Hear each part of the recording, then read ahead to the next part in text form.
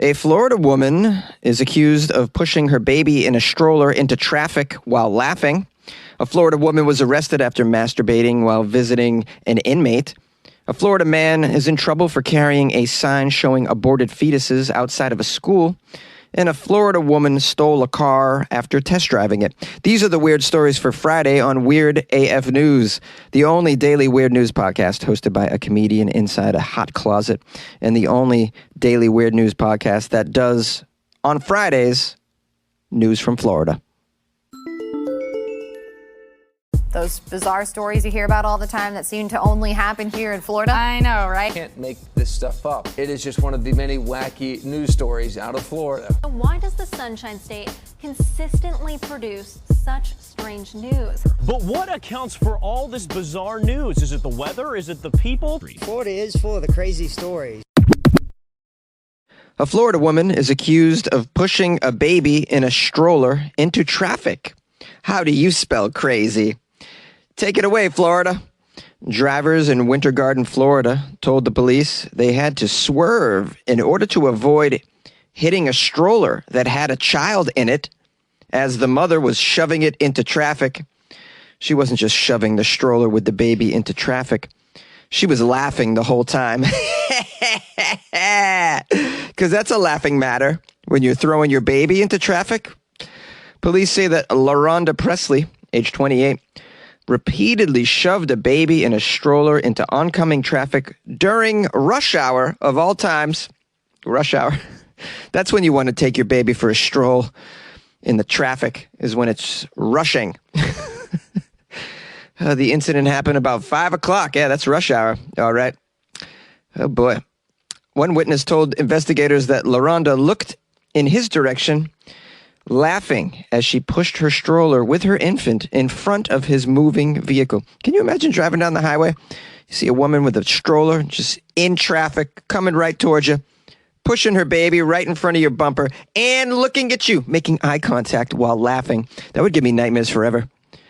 The same driver who said all that said he had to take evasive action. Then he saw her push the stroller into traffic once again. She's like, this baby's not getting hit. Everybody's really skilled at driving during rush hour. They're all swerving out of the way. Another driver described the scene, saying that LaRonda would let go of the baby stroller without having her hands on it as it rolled into traffic. Yeah. Well, because she can't get into traffic, too. She's got to push the baby, and then she's got to get out of the way. You can't be attached to the stroller in rush hour traffic, because then you're not going to live to tell the tale. Or to have another baby. Other people told the police drivers were swerving around the baby, honking. But LaRonda seemed to just not care. She was laughing the entire time.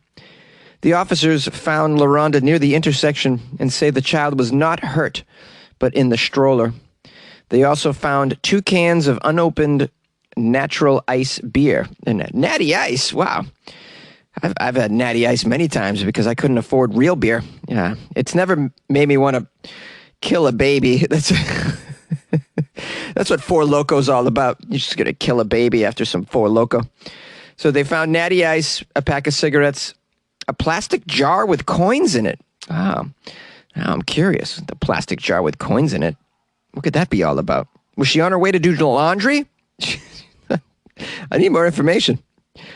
Presley was arrested for child abuse and attempted murder. Yeah, that's trying to murder your child for sure. When you're shoving it into the pathway of zooming Florida drivers. You know, half of the drivers in Florida are drunk anyways. You're lucky the baby survived. You're lucky anybody driving in Florida was able to swerve and miss the baby stroller. And once again, this illustrates how difficult it is growing up in Florida. You might not even live past the baby stroller years. You know, especially if you got a mom that wants to take you for a walk during rush hour. A Florida woman was arrested after masturbating while visiting an inmate in prison. Punta Gorda. Sounds like a place to masturbate. Punta Gorda. A lady was arrested after she was caught masturbating in a jail visitation center in Charlotte County. You guys know those jail visitation centers. I'm sure a few of you weirdos have either been on one side of the glass as the visitor or one side of the glass, unfortunately, as the one being visited. It happens, guys. Danielle Ferrero, age 38. She's facing charges after the police say she was caught masturbating and exposing her breasts to an inmate at the Charlotte County Jail. Ferrero and the inmate were having a very sexual conversation for about an hour, over that phone, I'd imagine, through the glass. It can go there, guys, especially if it's your significant other. You haven't been able to have any conjugal visits. Do those occur anymore? I'm curious. How do you get a conjugal visit? Do you have to apply for one? Or do they only give it to you when you're on like death row or something? Do you get one last meal and one last conjugal visit? I don't know how it works, guys. But Ferrero showed up with something in mind. They were having a sexual conversation for an hour when she started touching herself and rocking back and forth during a video session with the inmate. A video session? You can have video sessions with inmates? Or do they mean that the video footage, the CCTV footage shows her doing these things? I need more information. There's no video of this session. The 38-year-old Danielle lifted her shirt, exposed her breasts on 3 different occasions, the police said. She's just trying to get the guy roused up. Yeah. It's a way to say I love you. There's many ways to say I love you. And this is one of them. To show your breasts. That shows appreciation. And it shows you miss somebody. Ferrero is facing charges of exposure of sexual organs within a public space and violation of probation. She remains at the Charlotte County Jail. Wait a minute. If she's on probation too? Man, they're not giving me all the information. I can't tell if she's... It says she was visiting an inmate. Were they in the same prison and she went to visit an inmate in another location? Have a video session? Wow. I can't even wrap my head around what went on here. I thought she was visiting somebody in prison and then, through the glass exposed her breasts, because she misses him or her. Turns out she was herself an inmate as well, and this violates her parole. 2 inmates are having a back and forth video session. Is this a new technology in the jails that I'm unaware of? You can FaceTime your inmates, fellow inmates. Why wouldn't you just talk to them out in recess or whatever they call that when you go outside? They let them outside. Sometimes they don't because they're in, solitary confinement. In those instances, maybe they're allowed to FaceTime. I don't know. I just can't figure this out. I just know at the base of it all, we're just dealing with it's an innate compulsion of some Floridians to just whip out their private parts just at every chance they get.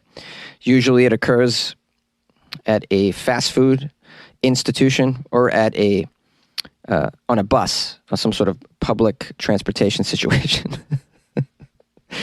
So that's what you get down there. You get to living in Florida or even visiting Florida. It's like a ticket to the circus, right? You get the front row seat to all the genitalia, basically. A Florida man was arrested for carrying a sign showing aborted fetuses outside a school. A provocative anti-abortion protester in Florida holding a sign with images of aborted fetuses was arrested for causing a disturbance outside of an elementary school, the police say. Elementary? Oh, these kids are young. They're probably not having sex yet. Maybe not your target for abortion, but maybe they are having sex. I don't know. This is Florida. Anything's possible. The protester was not named by the Punta Gorda Police Department. Ooh, Punta Gorda, back in the news again. Hey, it didn't take long, did it? Punta Gorda, a good place to masturbate in public and a good place to hold very disgusting anti-abortion fetus signs outside of schools. This guy is not named, but he's very known to the local law enforcement officials for his history of offensive signs that he uses to get a rise out of people. And this sign, I'm looking at it, this is disgusting. These photos of the fetuses in jars, this is really over the top, man. He stood near the school's parking lot entrance with the signs, wearing a shirt that said F-U-C-K abortion. Oh, boy. Oh, come on, man. Outside an elementary school? Really? You got to do the FUCK abortion? So this sign is bad enough. Look, I support your right to protest, but, like, have a little class, all right? Have a little decency. You're outside an elementary school, all right? There's, like, 10-year-olds looking at your sign and reading your shirt, all right? Now, I know this is Florida. They've probably been exposed to terrible language already in their life, but, you know, just get it together, man. Just choose an appropriate sign and an appropriate shirt per the location you're going to be protesting at. You know what I'm saying? Have some taste about it and respect. Now, people reportedly stopped to argue and engage with this man. Oh, that's a bad idea. Including a woman with a blowhorn. Ooh, she brought a blowhorn to the scene. That might be effective to get him away from the elementary school, or at least to get him to swap out his shirt. Yeah, if you could turn your shirt inside out, sir, and maybe flip the sign around. Other people watched and filmed the contentious scene, blocking traffic as parents filed into the school lot to pick up their children. Now, you can't block traffic, dude. This is the other thing that's going on. I'm all for your right to protest, whatever the hell it is you want to protest, whether it's sane or not. But you can't be offensive to children. You can't block traffic or harm anybody. You can't get in our way of progress. These parents are coming to pick up their kids or drop off their kids. They're trying to get them there on time. They're trying to get them to soccer practice on time or alligator wrestling, whatever they're doing after school in Florida. Python hunting. And you can't, you're in the way, bro. You're in the way. When an officer tried to move this man from the premises, he was met with yells and curses. The officer was concerned that the man might hit him with his sign. Yeah, I'd be concerned too. I would arrest him. I would just arrest him. Because there's protesting appropriately, and then there's protesting inappropriately. The protester had been seen before at the Sally Jones Elementary School. This guy just goes around to elementary schools with FUCK abortion on his shirt and these terrible signs. This ain't okay, man. This is a very strange target, too. Elementary school kids, like, really? Are these kids, like, really contemplating abortion in their lives at this point? I mean, I know I alluded to them having sex earlier, but that was just a joke. I mean, this just seems like a very strange target.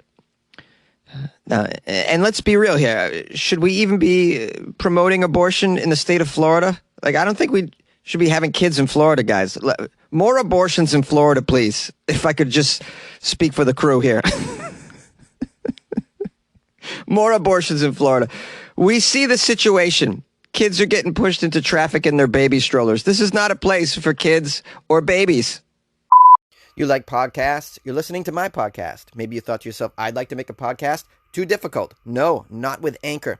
Anchor has free creation tools that allow you to record and edit your podcast from your phone or your computer.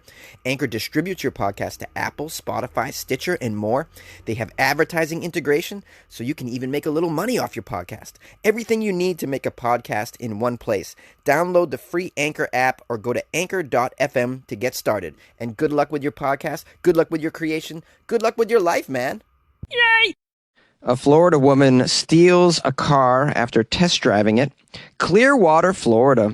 Police say a woman took a car for a test drive and never returned.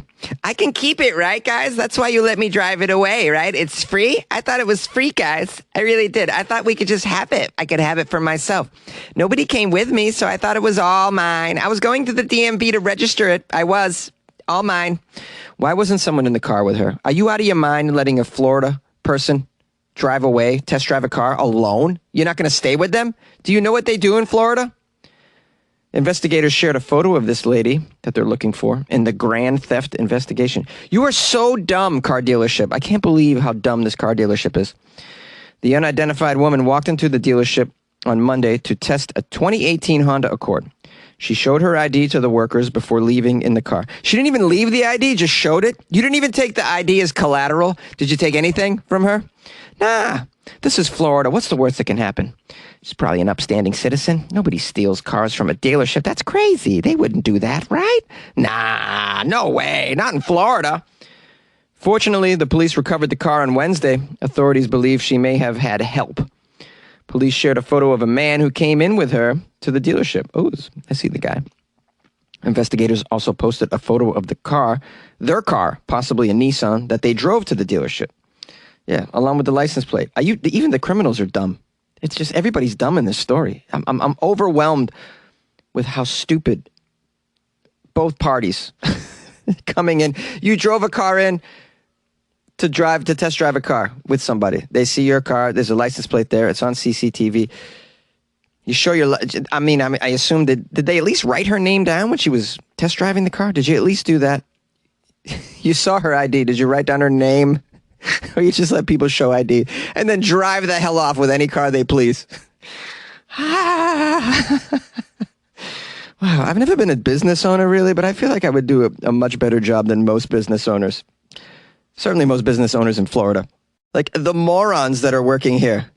She drives off to test drive it. There's 4 hours later, they're sitting there like, hey, she hasn't brought that Honda back. This is quite a long test drive. Do you think, well, she's probably just trying out the windshield wipers and maybe the cruise control. She's probably really giving it a thorough drive.